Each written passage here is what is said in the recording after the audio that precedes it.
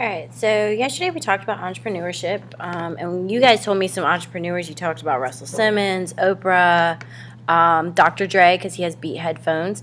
So when you talk about entrepreneurs and entrepreneurship, it's people with the good ideas, but they got to take a risk, and they put in time, and they also spend money. But they can also get investors to help them with their projects.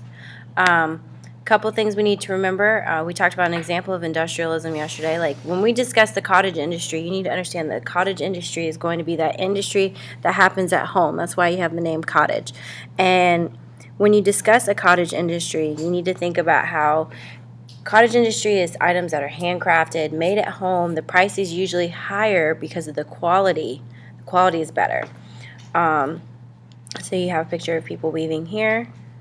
And then you have the cotton. Cotton is a cash crop. We talked about cash crops are any type of crop that produces raw materials that can give you a profit. Okay, so cotton is a cash crop.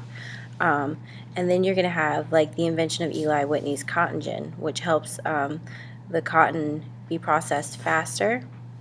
It still has to be picked, but it's processed faster. And then you have Richard Arkwright's spinning frame. So Richard Arkwright's innovation, as well as Eli Whitney's innovation, is going to cause a rise in machinery to assist in cotton processing. And what you will get as an end result will be factories. Okay, factories are going to have mass production. Mass production is very significant because it's exactly what it says. It produces a mass amount of items. So you're going to go from a change from a cottage industry where maybe you have a business that can produce 25 sweaters a week to a business with a factory that's going to produce 2,500 sweaters or 25,000 sweaters a week. Do you understand? So when you talk about having a mass amount of items, the price is usually lower because there's a higher quantity. But that doesn't necessarily mean that the quality is better. When we talk about handcrafted items are usually more well-made than something that comes from a factory.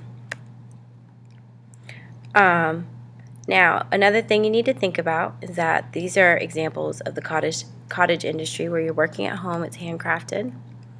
Okay, and then these are factories. Now, what I want you to do is take about 2 to 3 minutes to yourself and fill out this chart here, and it's located on your handout. Now, when we discuss factory life is going to be very interesting. You're going to have a lot of child labor, first of all. And, you guys can't work until you're 15 if you get a worker's permit.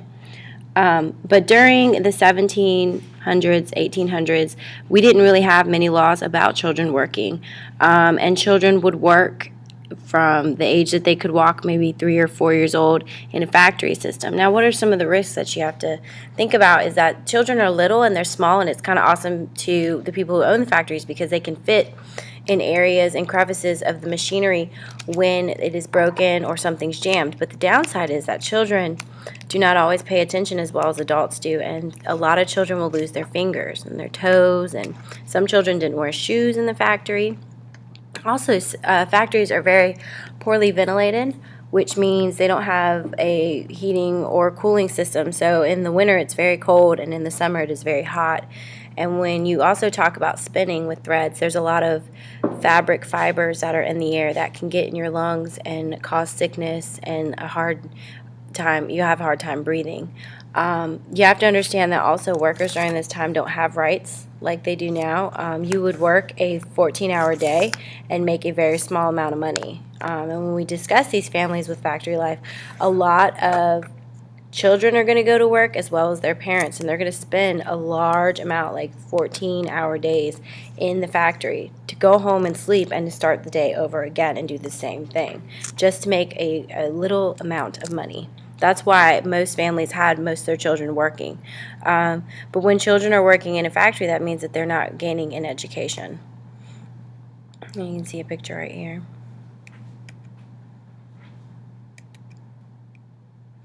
Now, what will happen is that you will have the Luddites, which they're like the opposition. So remember, the root word of opposition is to oppose, which is to go against. You need to keep that in mind.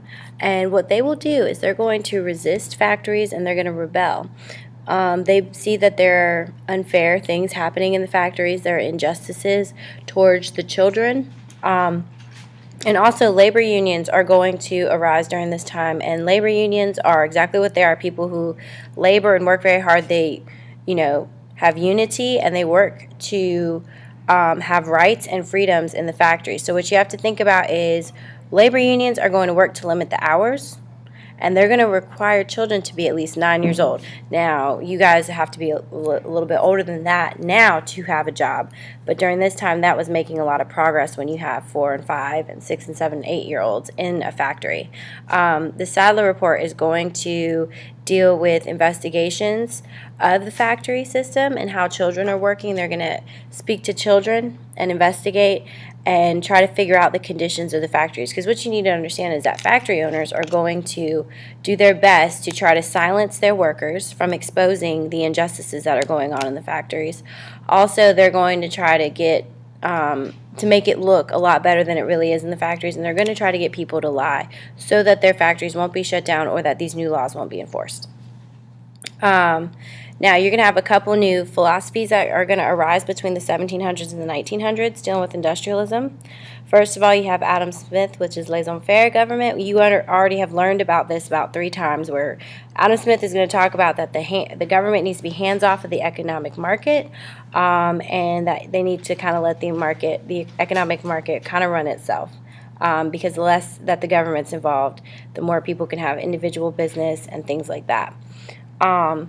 The next person you're going to have is Thomas Malthus, which he will believe that the population will be greater than the food and lead to poor living conditions. So Mr. Malthus is going to talk about how our population is going to continue to expand. We will lack goods and the necessities that humans need to survive, and that we will have a poorer society because of it.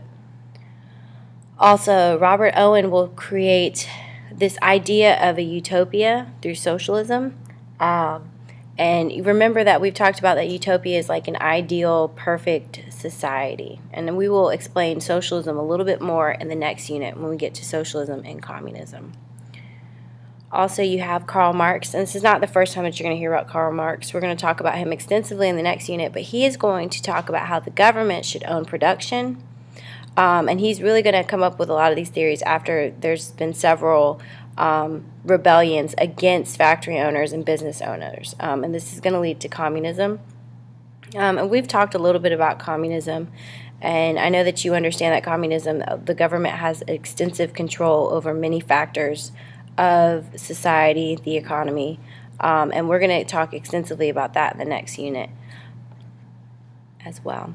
Now, when we talk about the middle-class women during this time, middle-class women are still going to work in the factory industry, but they still have that role or position that they have this separate spheres. And separate spheres a circle, like a 3-dimensional circle, and that they still have that part of their woman job description that they have to provide moral guidance in the home. They have to be there for their husband and their children.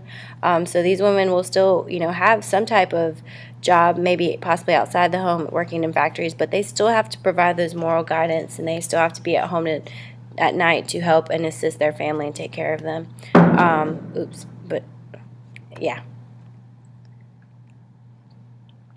Also, you need to copy this new social class structure onto your handout. I believe it's on the back side, but you're going to have a different type of upper class now. We've always talked about how, it's a king, but remember that in most of the areas that we're discussing where the rise of factories, especially in America is going to have a great boom in factories because we have so much land, we have natural resources, raw materials, and we certainly have the population to go work in factories.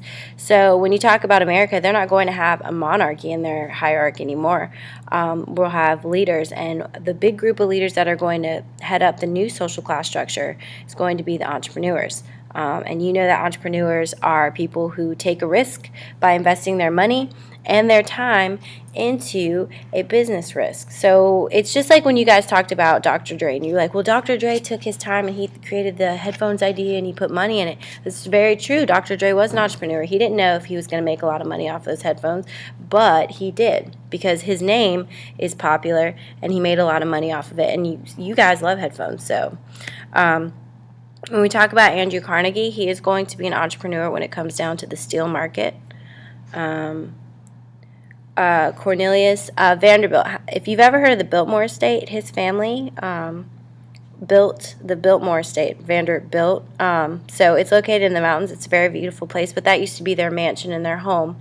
And he's going to deal with the railroads, which are going to be a big deal because they help carry the factors of production, like harvest from farms, steel, all those things. Like railroads during this time, it's like, I'm trying to compare it to something awesome, but like, you know how we have semi-trucks? They're like the semi-trucks of this period of time. So they are that new technology. They go faster than a horse and a buggy.